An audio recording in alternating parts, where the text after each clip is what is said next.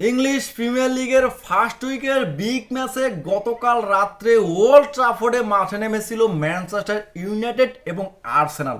আমরা দেখেছি আর্সেনাল 13তম মিনিটে রিকার্ডো কালাফোরি, যাকে কিনা ইতালির নতুন মালদিনি বলা হচ্ছে, সেই রিকার্ডো কালাফোরির একমাত্র গোলে আর্সেনাল 1-0 গোলের একটা জয় পায়।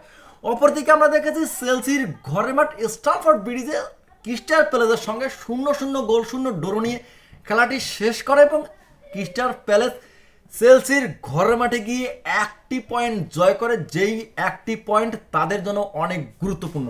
আমরা দেখেছি গত সিজনের শেষের দিকে ক্রিস্টাল প্যালেস বড় বড় দলগুলোকে হারিয়েছে এবং এই সিজনের শুরুর দিকে তারা কমিউনিটি শিল্ড জিতেছে, যেখানে ইংলিশ প্রিমিয়ার লিগের চ্যাম্পিয়ন লিভারপুলকে তারা ট্রাইব্রেকার শুটআউটে হারিয়েছে। এবং এই মৌসুমের প্রিমিয়ার লিগ মৌসুমের শুরুর ম্যাচে চেলসির ঘরের মাঠে তারা চেলসিকে রুখে দিয়েছে এবং একটি পয়েন্ট জয় করার অর্জন করেছে। আমরা যদি ম্যাচ নিয়ে বিশ্লেষণ করি তাহলে আমরা বিশ্লেষণ করব গতকালকের আর্সেনাল ভার্সেস ম্যানচেস্টার ইউনাইটেডের ম্যাচ নিয়ে। শুরুতেই দু দলের লাইন আপ নিয়ে কথা বলতে গেলে আমরা দেখব আর্সেনাল তাদের চিরচেনা লাইন আপ মিকেল আর্তেতা গত সিজনে যেভাবে খেলেছেন, কালকেও সেই চিরচেনা লাইন আপ 4-3-3 ফরমেশনে খেলা শুরু করেন।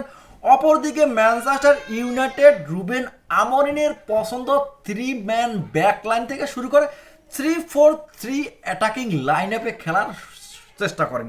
আমরা দেখেছি প্রথম 13 মিনিটেই ম্যাচ আর্সেনাল একটি কর্নার পায় এবং ম্যানচেস্টার ইউনাইটেড সেই কর্নার থেকে গোল কনসিড করে। সেখানে ম্যানচেস্টার ইউনাইটেডের নতুন গোলকিপার তার সামান্য ভুলে হাফ ক্লিয়ারেন্সে রিকার্ডো কালাফিওরির মাথায় এসে বল পড়ে এবং তিনি তাকে হেডে গোলে পরিপূর্ণ করতে কোনো ভুল করেননি। 13তম মিনিটে একটি গোল হয় এবং সেই একটি গোলেই খেলাটি শেষ হয় এবং 1-0 গোলের একটা জয় পায় আর্সেনাল। দু দলেরই খেলার ট্যাকটিক্যাল বিশ্লেষণ করলে আমরা দেখব ম্যানচেস্টার ইউনাইটেড তারা নিচ থেকে গোলকিপার 6 ইয়ার্ডস বক্স থেকে গোলকিপারের পা থেকে ছোট ছোট পাজে খেলা বিল্ড আপ করার চেষ্টা করে এবং মিডফিল্ডটাকে সাজিয়ে ডোমিনেটেড একটা ফুটবল খেলে। দুই উইঙ্গারকে ইউজ করে, যেখানে আমরা দেখেছি এমবেবো তাদের নতুন সাইনিং, তাকে তারা রাইট উইংয়ে খেলানো হয় এবং ম্যাথুস কুনহা, যিনি কিনা ম্যানচেস্টার ইউনাইটেডের নিউ নাম্বার 10, তাকে সেন্ট্রাল স্ট্রাইকার পজিশনে খেলানো হয় এবং দুই উইঙ্গারকে এবং মিডফিল্ডটাকে সাজিয়ে অ্যাটাকিং করার চেষ্টা করে, অনেকগুলো পাস খেলে, পুরো ডোমিনেট একটা ফুটবল খেলে। অপরদিকে আর্সেনালকে আমরা দেখেছি তারা গত সিজনে হাই প্রেসিং ফুটবল খেলে জয় পেয়েছিল বড় বড় ম্যাচগুলোতে, কিন্তু গতকালকের ম্যাচে তারা হাই প্রেসিং ফুটবলটা খেলেনি। তারা ম্যানচেস্টার ইউনাইটেডকে খেলতে দিয়েছে, তারা কাউন্টার অ্যাটাক বেসিক বল পায়ে পাওয়ার পর স্পিডি একটা কাউন্টার অ্যাটাক বেসিক ফুটবল খেলার চেষ্টা করেছে এবং তাদের যে অস্ত্র, তাদের যে মেইন অস্ত্র সেট পিস, সেই সেট পিসটা তারা পেয়ে যায় এবং সেই সেট পিস থেকেই তারা গোল করে এবং সেই গোলেই তারা 3 পয়েন্ট নিয়ে ম্যাচটি শেষ করে। আমরা দুটি দলেরই বিশ্লেষণ করলে দেখব দুটি দলেরই পজিশন ম্যানচেস্টার ইউনাইটেড অনেক এগিয়ে ছিল। 64% বল পজিশন তাদের পায়ে ছিল এবং শুট অন টার্গেট ছিল তাদের 60টি, অন টার্গেট শুট ছিল 60টি এবং তারা টোটাল শুট করেছে 22টি। অপরদিকে আমরা দেখেছি আর্সেনালের গোলকিপার ডেভিড রায়ার 60টি সেভ ছিল এবং দুটি সেভ অসাধারণ অতি মানবীয় দুটি সেভ ছিল। হয়তোবা এই অতি মানবীয় সেভগুলো না করলেই ম্যানচেস্টার ইউনাইটেড হয়তোবা কালকে পূর্ণ 3 পয়েন্ট নিয়ে ম্যাচটি শেষ করতে পারতো। কালকে ম্যানচেস্টার ইউনাইটেড ডোমিনেট একটা ফুটবল খেলেছে, অপরদিকে আর্সেনাল কাউন্টার অ্যাটাক বেসিক একটা ফুটবল খেলার চেষ্টা করেছে। আমরা দেখেছি আর্সেনালের নতুন সাইন আপ জুবেমেন্ডি, যিনি কিনা হোল্ডিং মিডফিল্ডে খেলেছেন, অসাধারণ খেলেছেন। বল একুরেসি, বল পাস করার ক্ষমতা, বল নিজের মধ্যে রেখে জায়গা তৈরি করে বল ডিস্ট্রিবিউশন করার ক্ষমতা অসাধারণ আমরা জেনে থাকি জুবেমেন্ডি। সেই জুবেমেন্ডি কালকে ভালো খেলেছেন।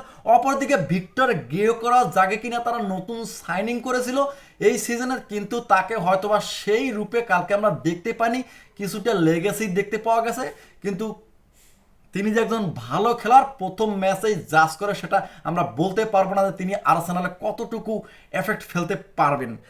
অপরদিকে আমরা ম্যানচেস্টার ইউনাইটেডের নতুন সাইনিং ম্যাথুস কুনা এমবাপ্পেকে ফার্স্ট হাফে বেশি একটা খুঁজে পাওয়া যায়নি, সেকেন্ড হাফে স্পিডে একটা ফুটবল খেলে কয়েকটি চান্স ক্রিয়েট করার চেষ্টা করে।